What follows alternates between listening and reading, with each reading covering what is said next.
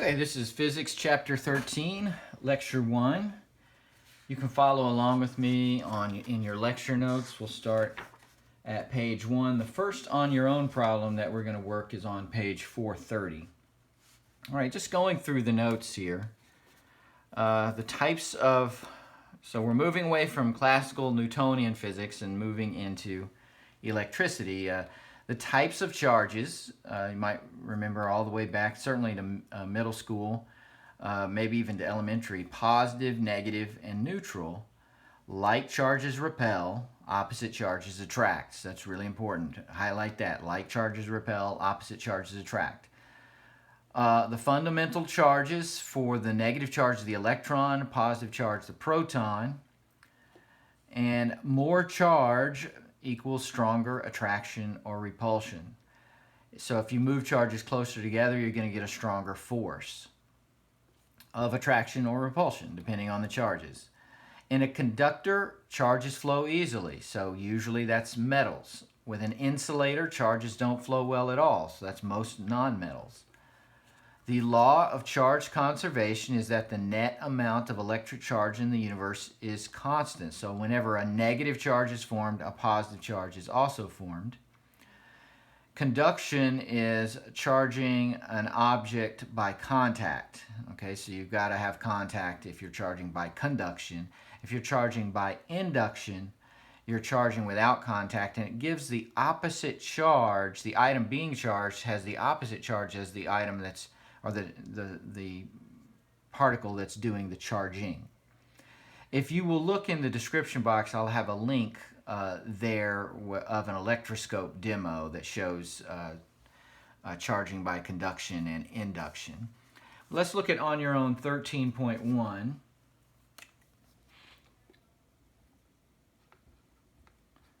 So this is on page 430.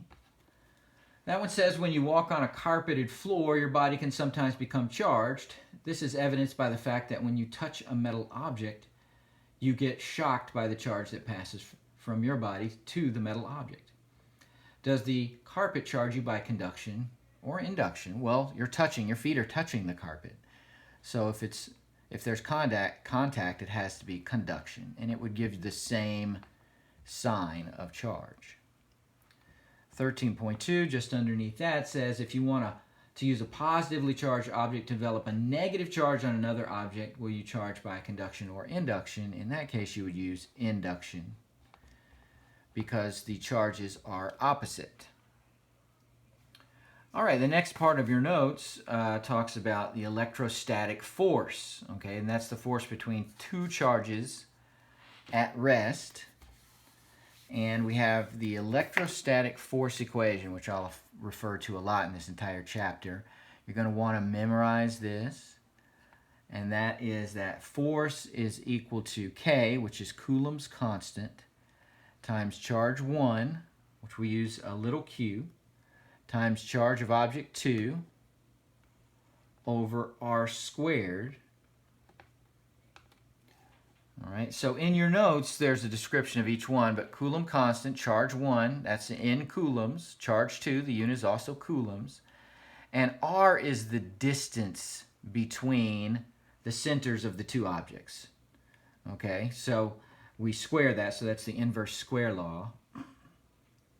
All right, so Coulomb is the standard unit of charge.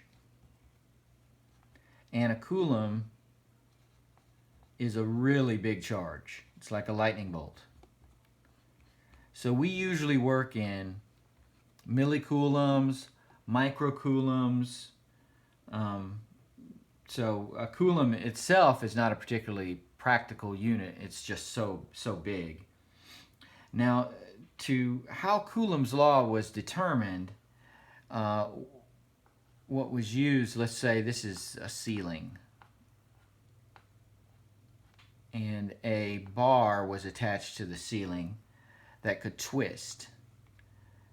And on either end of that bar, we had a metal orb that, let's say, it was positively charged. And a negative charge was brought near that. And this equation, you could measure the twist.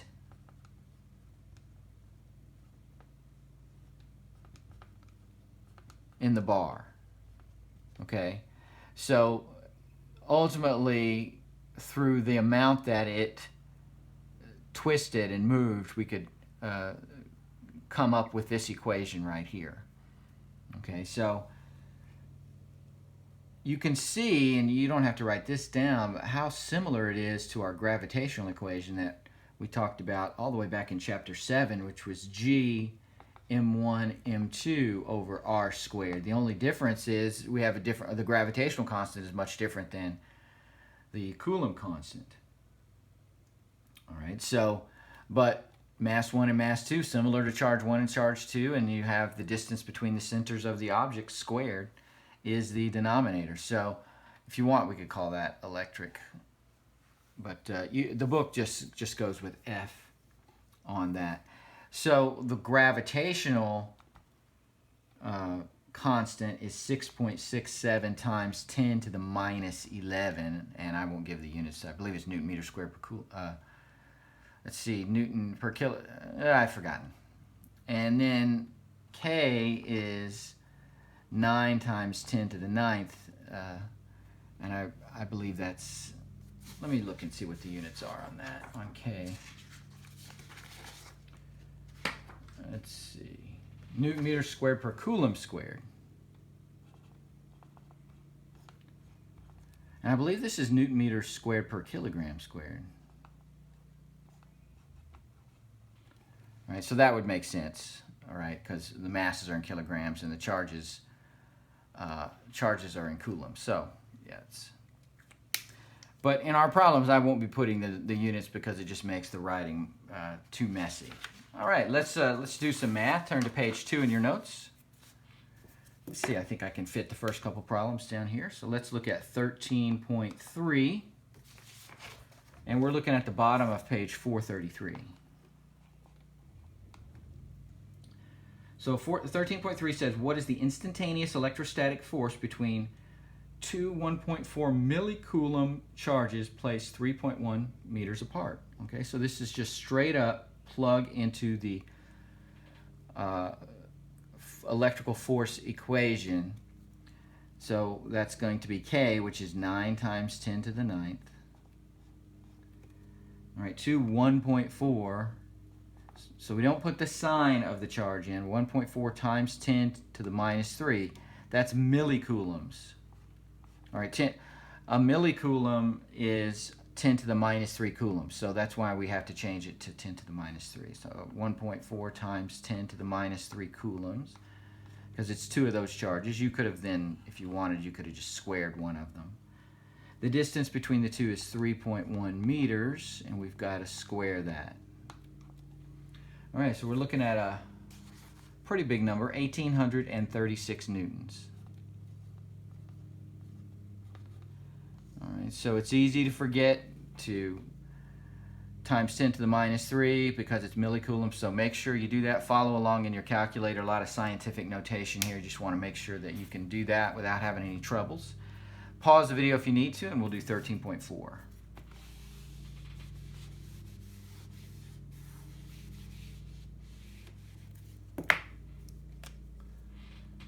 All right, 13.4 on page 433 at the bottom.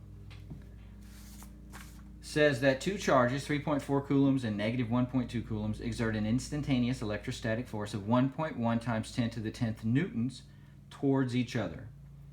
At that instant, how far apart are the two charges? So if we have F is equal to K times Q1 times Q2 over R squared, then solving for R, we would have R squared is equal to K times Q1 times Q2 over F. And therefore, R is going to be the square root of that, K times Q1 times Q2 over F. So let's plug in the numbers. We would have 9 times 10 to the 9th. All right, 3.4 coulombs. And then you don't put the negative in. With this formula, you put the magnitude of the charge, not the sign, so 1.2 coulombs. You'd get an error in your calculator when you tried to take the square root of this. And then you have 1.1 times 10 to the 10th newtons, just a huge number. All right, so the distance between the two is 1.83 meters, but that's because you got a couple of lightning bolts. They're going to produce an awful lot of electrostatic force if they're only 1.83 meters apart. Okay, so that's why you get such a big number. All right, pause the video if you are still writing.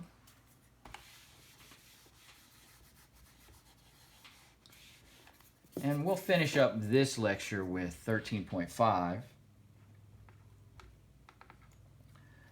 All right, and 13.5 is, after a couple of really good example problems in the book, it's on page 438. And the situation that we have is, I'll go ahead and see if I can find a red and a green pen.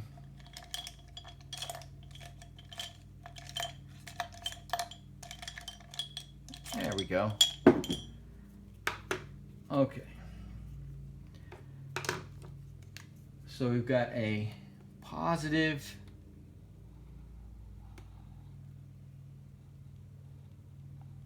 (2.2 millicoulomb) charge. In this book, red is positive.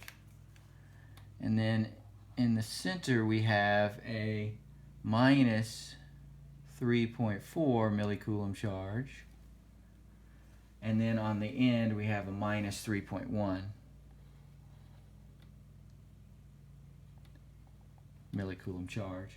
2 meters between those two.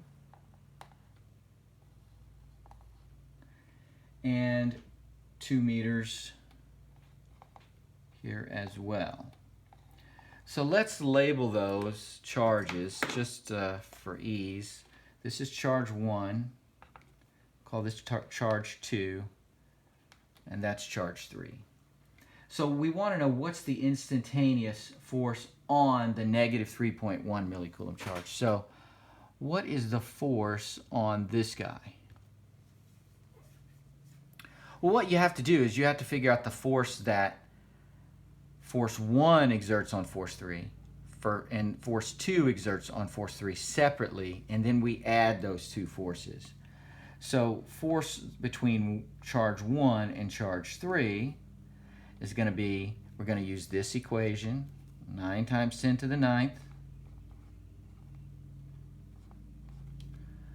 times 2.2 times 10 to the minus 3. Okay, that's this charge's value. And then times, remember we don't use the sign, 3.1 times 10 to the minus 3, and we're doing 10 to the minus 3 because it's millicoulombs. And the distance between 1 and 3 is not 2 meters, it's 4 meters. So, and we have to also square that. All right, if you place that in your calculator, that's going to be 3.84 times 10 to the 3rd newtons. But we have to use logic to decide, okay, is this charge pulling charge 3 towards it, so pulling it to the left, or pushing it to the right? Well, they're oppositely charged, opposite to track. So this charge, the plus 2.2, will pull the negative 3.1 charge to the left. So it's going to be going this way. And because of that, we have to make it a negative. All right, you won't get the correct sign necessarily from the formula. You have to use your logic. And then the force between 2 and 3 is going to be 9 times 10 to the 9th. And then 3.4 times 10 to the minus 3, that's charge 2. And then 3.1 times 10 to the minus 3, that's charge 3. The distance between those two is 2 meters. And don't forget to square that. All right, so you would get 2.37 times 10 to the 4th newtons. Now, what's the direction? Well, a negative charge will repel another negative charge. So that negative charge is pushing charge 3 to the right. So forces to the right are positive, forces to the left are negative. So our vector force, our net force, we're going to do right minus left. So 2.37 times 10 to the fourth. Okay, plus, minus or plus negative if you prefer to think about it that way. So minus 3.84 times 10 to the third.